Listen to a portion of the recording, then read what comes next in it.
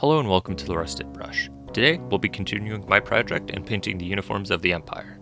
If you haven't seen the last video, the idea is to briefly talk about a province, kit bash, and convert a model, and then paint it. The province we'll be focusing on today is Averland, which was picked by the community in the comments and the poll from the last video. So let's begin.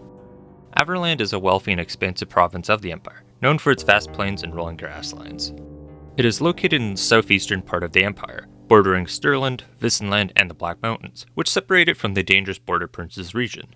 Unlike Stirland, which is steeped in superstition and fear of the undead, Averland's challenges come from the Greenskins, with orc and goblin warbands frequently spilling down from the Black Mountains.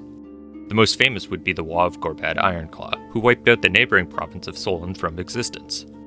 Averland is famous for its livestock and strong trade economy, with its capital, Averheim, being a key trading hub on the River Aver. Averheim is well known for its bustling stockyards, where the province's great cattle drives conclude in the sweltering heat of an Averland summer. For several days, the streets are overrun with livestock being herded to the market, accompanied by the retainers of the cattle lords eager to spend their earnings. One of Averheim's most infamous landmark is the Pillar of Skulls, commemorating the peak of Gorbad Ironclaw's brutal invasion of Averland. Although Averheim never fell itself, the Greenskin horde breached the city's defenses, pushing as far as Plenzerplatz, the Grand Central Square. There, the Grand Count, his bodyguards, and the last remaining Averland soldiers made a desperate stand, cutting down hundreds of orcs before finally repelling the invaders. To honor their victory and serve as a grim warning, the Elector Counts ordered a monument constructed from the skulls of the slain Greenskins. Local legends hold that on the Night of Mystery, blood still drips from the eye sockets of some of the skulls, as if the spirits of the fallen orcs refuse to rest. Averland is blessed with wide and fertile plains. This makes it ideal for breeding grounds for horses. The local horses are considered to be the finest of the Empire, and in high demand by the knightly orders. Averlanders have a reputation for being bold, flamboyant, and somewhat reckless. At their worst, Averlanders are contradictory, flighty, and changeable.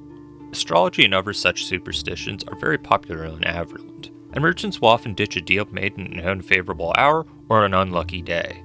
They're known for their love of fine clothing, extravagant tools, ostentatious displays of wealth. The nobles of Averland in particular are fond of brightly colored plumes, gilded armor, and expertly bred war horses. This culture of excess is balanced by the hard-working farmers and merchants who ensure the province remains prosperous. The soldiers of Averland are well-equipped and well-funded compared to many other provinces. Averland soldiers will retain a ruggedness befitting a province that frequently battles greenskin incursions. The state troops of Averland wear striking black and yellow uniforms, a symbol of their pride and wealth. These colors are also reflected in the province's banners, which often feature a blazing sun since the destruction of Solland. Previously, their banner was a hammer in front of a black imperial cross. On shields, you'll see variations of crosses and sun, sometimes accompanied by checkered patterns or sunbursts, while their armor is often polished and well maintained. That's a brief look at Averland. Now let's get making a model. To start, let's go over the parts I'll be using. The body's from the current Empire State Troop kit. Now, I'm not the biggest fan of this kit. The older 6th edition version is much better, but I think this body is pretty good. I like the armor and dagger in particular. For a more wealthy looking soldier, I think this body looks good. The crossbow is from the current missile troop, and I chose one that has no arms or hands attached, as I'm going to have him resting it on his shoulder. The quiver is from the Wargames Atlantic Conquistador kit. The small skull and the pendant is from the Flagellant's kit, and I'm going to be attaching this on the crossbow as some sort of charm. The right arm is from the Archer's kit, and the left is from the Artillery kit. The right arm will be holding his crossbow. The axe and head with the plume are from the Greatsword's kit, and I think both the plume and the axe really help convey a flamboyant and wealthy soldier. Now let's get to assembly. Assembly was very straightforward. I manipulated the right hand a bit to have it look more like he's holding the crossbow. I also experimented with making a puffy pant leg with some green stuff. This was my first time trying something like this, so it's not the best, but I think it's okay. I did this by making small cylinders of green stuff and flattening them to the leg. For the base, I made a cobblestone road with some bits of movement tray I had lying around. With that done, I primed the model white and it was ready to paint. I started by painting the yellows, as this is the most important color, and it's easier to start with lighter colors of the model versus darker colors. For the yellow, I started by using Bad Moon Yellow mixed with Nuclear Sunrise from Army Painter. I wanted a warmer tone of yellow for this Averland soldier, and when I do Solland, I'm going to be using a brighter color.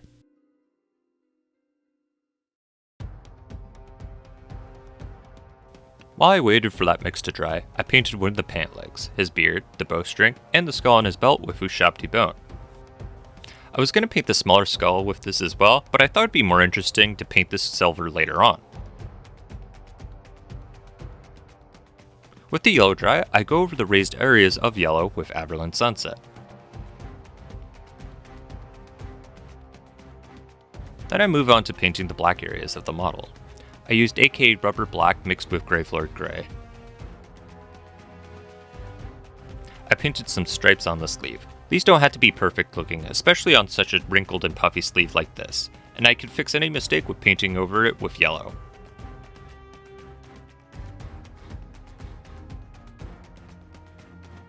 I also painted a diamond pattern on his pant leg. For this, I started by painting diagonal lines as a framework. Then, I start making diamond squares, and like the sleeves, I can fix any mistakes with going back with yellow paint.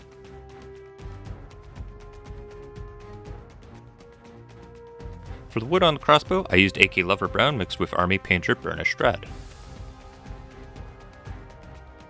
For a nice contrast, I painted the belt with Screamer Pink mixed with Murder Scene. His shoes and hat were painted with Grim Brown mixed with Satchel Brown, for a nice rich dark brown color. The scabbard was painted with Ball Red. This was to help it stand out a bit.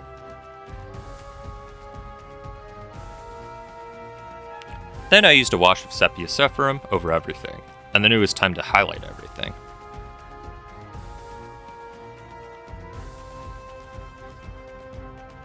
The yellows were highlighted with Averland Sunset, mixed with a small amount of Bad Moon Yellow.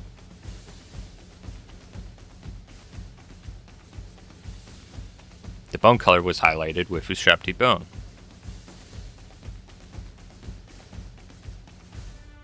The dark browns were highlighted with AK Lover Brown.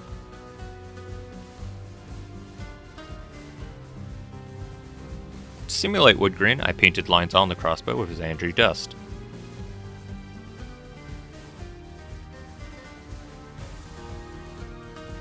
The belt was highlighted with Screamer Pink.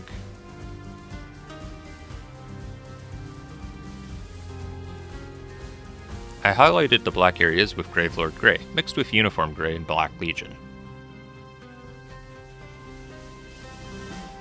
I also applied this to the cobblestone. I then applied a matte varnish to the model and started painting the cobblestones. Some of the bricks are painted with AK Green Grey and others with medium rust. The reason for this was to have some contrast and make the base look a bit more interesting. To blend the bricks a bit better, I applied a wash of Agrax Earthshade to them. Then I applied some static grass and some leaves to the base to finish it off. Now it was time to get back to that model. I wanted the armor to be fairly bright in comparison to the other soldiers I painted so far. I started by painting the metal bits with AK Gunmetal mixed with Army Painter Polished Steel. I painted the dagger hilt and metal bits of the scabbard with AK Old Gold. The armor was given a wash of Drakenhof Nightshade to give it a cold steel look.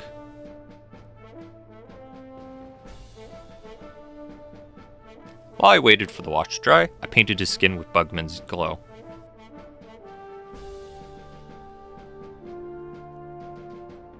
I highlighted the armor with AK Natural Steel mixed with AK Dark Aluminum, and I painted the small skull charm in the same way and gave it a wash of Drakenhof Nightshade.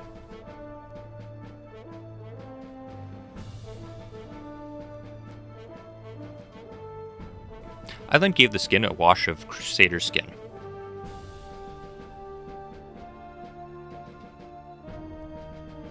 And to finish the flesh, I paint the raised areas of the skin with Bugman's Glow. And to finish the model, I highlighted the scabbard with Mephiston Red. And that's the model done. I'm really pleased with the pose specifically. The model really shows off the flamboyant and rich uniform of Averland. I think this guy would make a great sergeant for a unit. Let me know in the comments what province you want me to tackle next. Please like and subscribe for more content like this. Take care, everyone.